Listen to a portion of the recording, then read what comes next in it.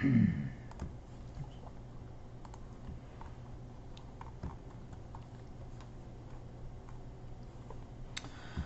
right, with this West 2 Facebook Live update, I'm Chief Meteorologist Tony Manalfi. A lot to go over with Nicole tonight, so we're going to break that down for each and every one of you, give you the update, and then kind of highlight some of the particulars with it, and then break it down much better by zooming in and honing in on the county-by-county graphics that we've put together for you during the day today at 4, 5, and 6, and Alex and I will be doing tonight at 10 and 11, and hourly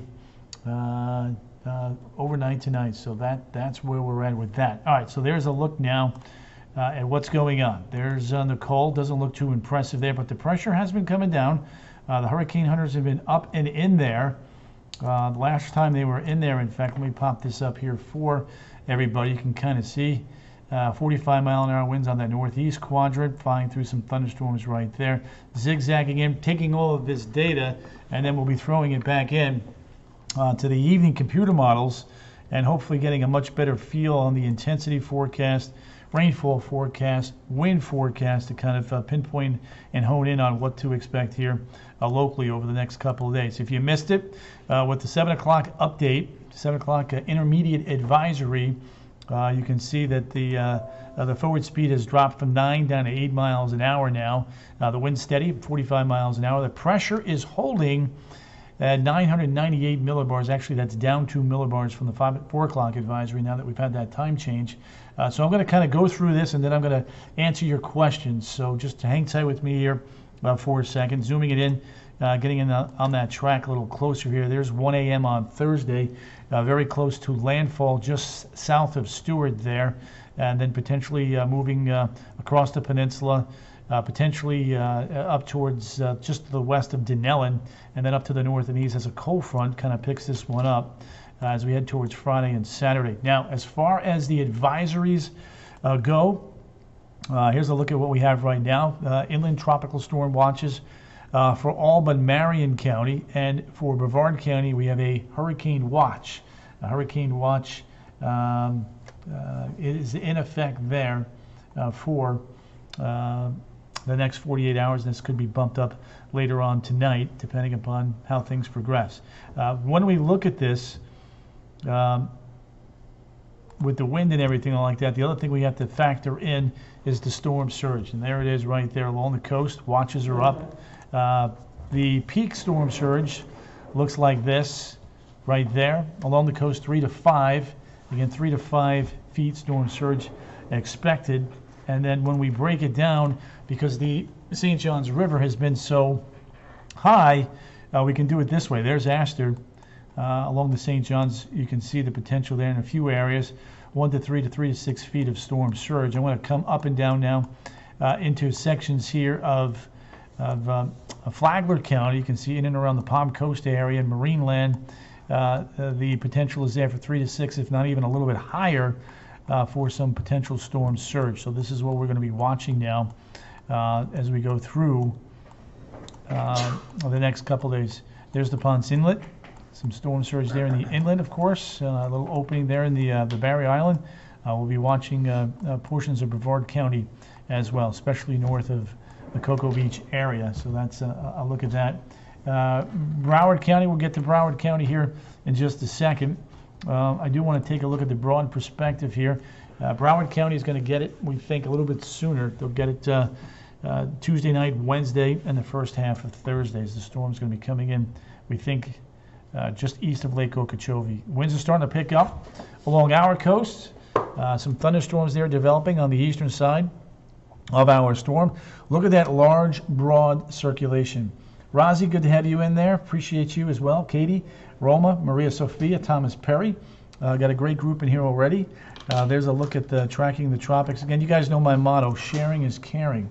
The more people we can reach by you guys sharing these Facebook Live feeds, the more people we could put in the weather know. And that's, again, a big part of what we want to do. Get that message out, right? And make sure that everybody is safe. So there's a look at the water temperatures now with Nicole. And if I do this, you can see as we shoot more towards the west, the waters do get a little bit warmer. Up in here it is a little bit cooler. So that's one of the things that we'll be watching over the course now of the next couple of days, exactly where it crosses those warm waters there. And let's do this. And take that off of there. And there it is. There's a look. Now let's get some wave action in there. We're going to kind of break this down from all different angles. Then I'm going to get to the county mechanic. Trust me, I know you guys are big fans of that, and we're going to take care of you. Just want to give you the current conditions. You can see that wave action beginning to grow now with Nicole, even as far north there as the Carolinas. So just to kind of show you how large and broad that wind field is. In the short run, you know, the warmest waters are just to the south of where Nicole is, but we think as it moves more towards the west or the west-southwest, it'll get into that opportunity to maybe take on some more tropical characteristics. A big question that I've been getting a lot today from many of you is, what is the difference between a tropical storm and a subtropical storm? Well, it's pretty easy.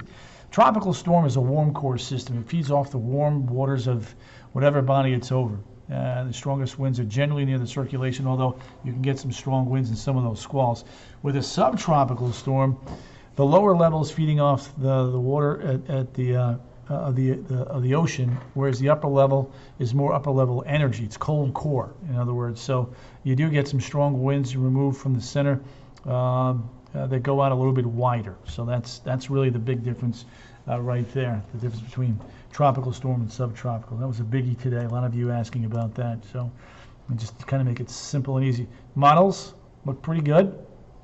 A few of them tonight are inching more towards the north here all of a sudden.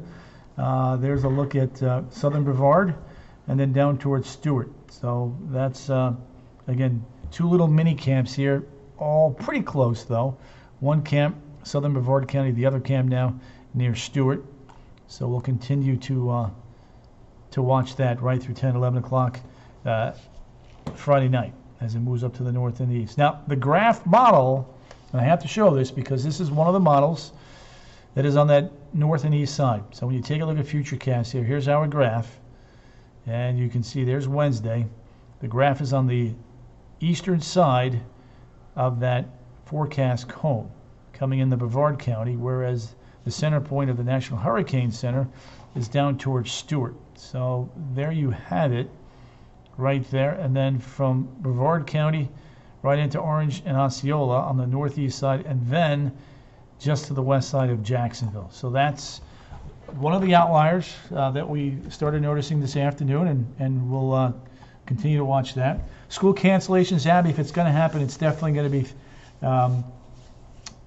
certainly Thursday, maybe Wednesday, if they don't like what they're seeing with the winds and the wind field as they begin to come up here during the day on Wednesday. So that's one of the things we'll have to watch. Top right quadrant, yep, that would be an active period for some severe weather. We'll be watching that. Here's a look now at the chance of tropical storm force winds, as you can see right there. There it is, onset there, coming in pretty early there. There's 9 a.m. Wednesday. You can see 3 a.m. and then boom, 2:30 on Friday, just like that, and then starts the weekend. So timeline here for everybody. Breezy tonight, few passing showers, fine-tuning the local impacts on Tuesday. Wednesday p.m. through Friday, worst weather will arrive. Ocala is going to feel it. Every county here in Central Florida is going to feel this storm. Here's a look at the side-by-side. The Euro and the GFS, as you can see right there. Euro's a little bit farther south. GFS is a little farther north. Euro's a little bit quicker. GFS is a little bit slower. Let's take a look at the rainfall comparison here. You can see the Euro is definitely the wetter of the two models right now. Not that the GFS isn't wet. So there you go. Potential for 3 to 5 inches of rain. GFS may be a little bit underdone. In fact, when you take a look at all the forecasts and put them together, it does favor some heavy rain on the eastern side of the peninsula, 5 to 8 inches of rain. Trent Tracy, good to have you. Giselle Tanyan, Zuri, Chuck Parker. Flights could be delayed or canceled beginning Wednesday night on into Thursday. That's what I'm going to say right now. Theme parks stay on the side. That sounds about right, Robert. That sounds about right. The wind picked up pretty heavy for a little while this afternoon. Yep. Nadia, it depends on exactly where this puppy tracks. If it goes straight across the peninsula, then we definitely have to watch the risk for tornadoes. If it goes farther south, the risk might be farther to the south. If it stays along the east coast, then the worst weather would be offshore. So, and that's still a viable scenario, believe it or not. Okay, somebody wants to see the winds. Let's see if we can get the winds in there for you. I'll give you the Euro first. Here's a look at the Euro. See the strongest winds. There's Wednesday, Thursday. You can see Daytona Beach, Melbourne. It's a pretty good wind right there. No doubt about that. And then Friday and thereafter, things getting a little bit better. All right, GFS, on the other hand, comes in a little bit stronger. There's Melbourne. You can see right there, 50, 55 mile-an-hour winds with a 993 millibar low. So yeah, plenty of wind on both the models, certainly tropical storm force. And in fact, when you take a look at the potential winds here, there's a look at Wednesday, and you can see right into Stewart or just north of there, and then bending back towards the north and the east. So that's one of the things that we're gonna be watching going forward. Now, as far as subtropical storm Nicole, the best winds for now are going to be along the coast and down to the south. I think the farther north you go, they do get a little bit lighter, but needless to say, everybody here should experience tropical storm force winds. The other concern is the beach erosion. I want to tackle this. Wave heights really coming up here. Tuesday night, Wednesday into Thursday, very early as the storm makes landfall or hugs the coast, and then kind of zips up and down the coast there and then begins to improve as we head into the weekend. What kind of wave action are we talking? Well, let's take a look at that. 11 to 13 foot seas Tuesday, near shore breakers 6 to 9. Wednesday, 18 to 21 foot seas, near shore breakers 12 to 15.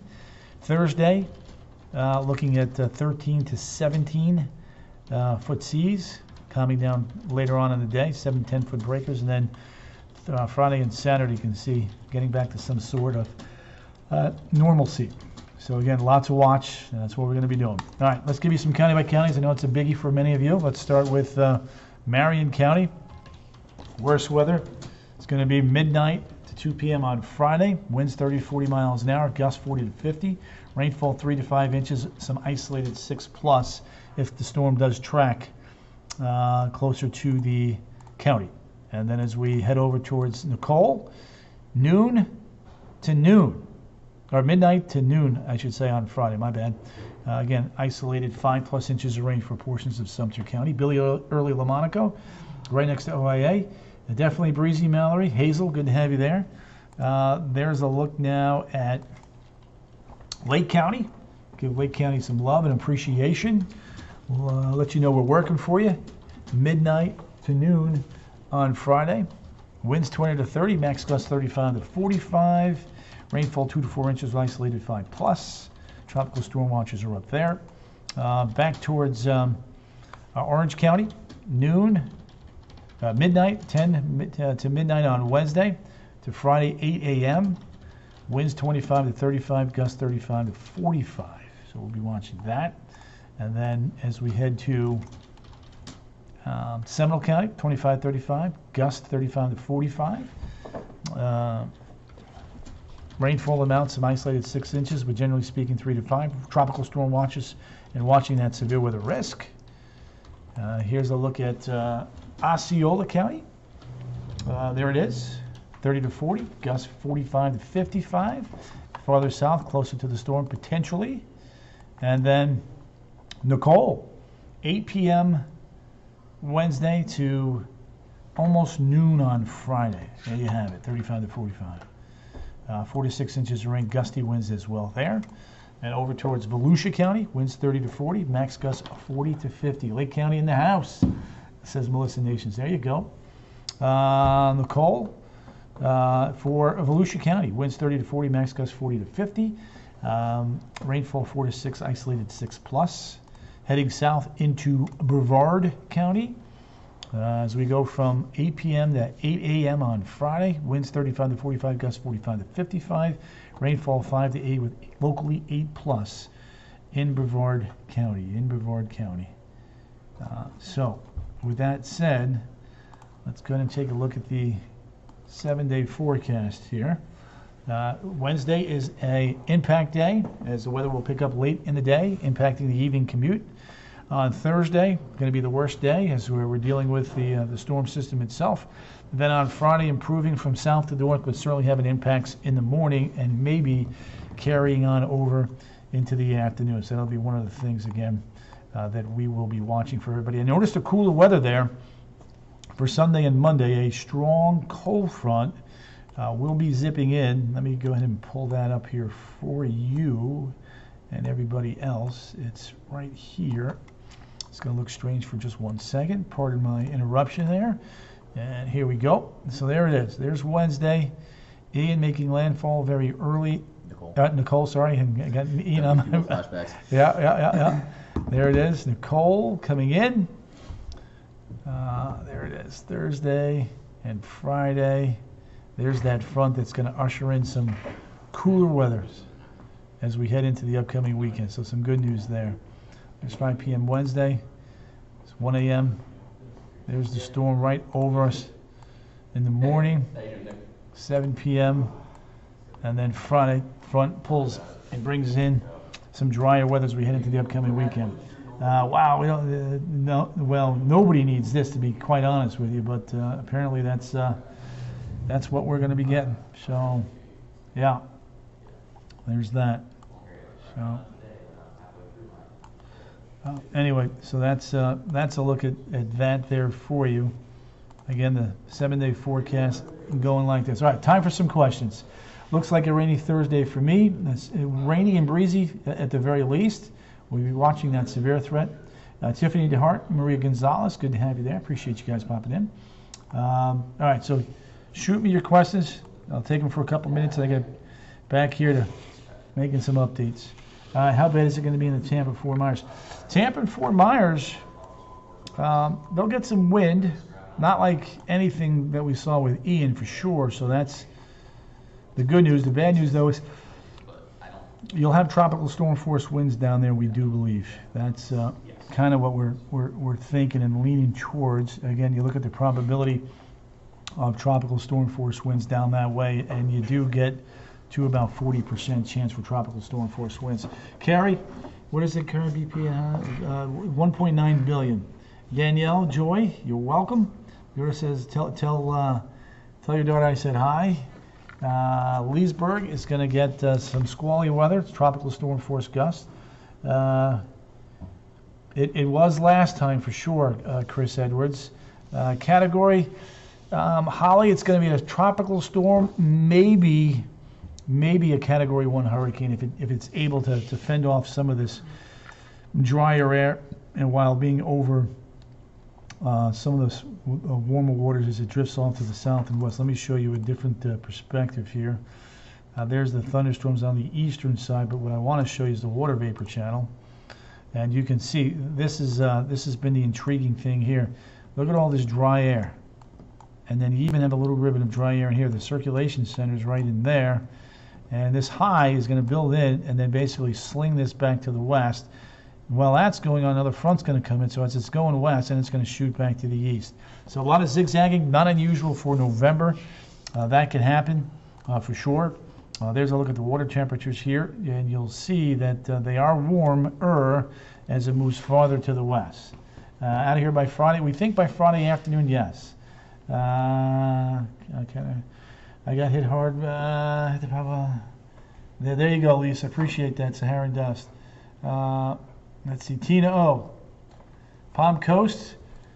Palm Coast is definitely going to be breezy and windy with the potential for some flooding rains and coastal beach erosion. That may be a biggie there. In fact, let me take you up towards Palm Coast right there. There's your potential coastal beach erosion. There's Flagler Beach, A1A. And even along Astor there, we could be looking at the potential for some river hazards there with the rain and the winds. Because remember, the river flows from south to north, so if you get a north wind, you're backing on up. No tropical, not yet, Phil. So far, so good. That could be coming, though, tonight. EDC is in Orlando this weekend. Nikki, I'm not worried about the weather for this weekend, so you're going to be good there. Tony Pierre, Tampa for Thursday, not good. Wet and windy, Tony. 6 inches of rain, no more. There you go, Trace. Well said. Couldn't agree with you anymore. Tina, you're welcome. So that is a look at that. Again, if you're just getting in, there's the official forecast from the National Hurricane Center with the intermediate advisory. Pressure's down to 998. Vero Beach is going to be very close to the strongest winds. Nancy, could be in that 50, 60, maybe close to 70 mile an hour range. You are under hurricane watch, by the way, so we'll have to wait and see how that plays out for you guys. This is crazy, says Kathy. Yep. Kathy, I'm hoping this is not going to be the new norm. It's been a weird November. Carrie Glover, good to have you there. Is current wind from Nicole? Yes, it is. In fact, let me pop in some of those winds for you guys right now. Content library. Currents, let me do this. Give me 1 second. I'm going to pop in some of these winds. ABC, hold on 1 second, bear with me.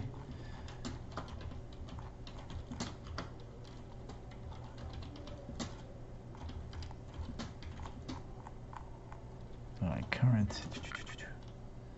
2 points feels like gust. Here's a look at the current gusts. And then current wind speeds.